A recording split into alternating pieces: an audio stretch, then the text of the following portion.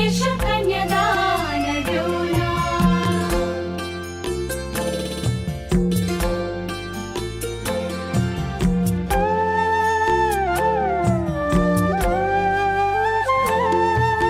झुल्को मुर्को फलामाको तिन खुट्टे ओदा छोरी पाई कन्यादान गई पाले गौदान परिवारको भने पोथी हाँसका डिम्बा आजदेखि रह्यो बाबा पराएको जिम्मा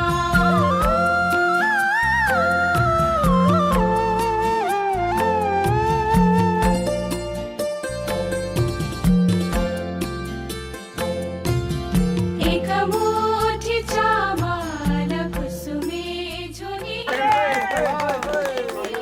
हामीले पनि देखेनौँ।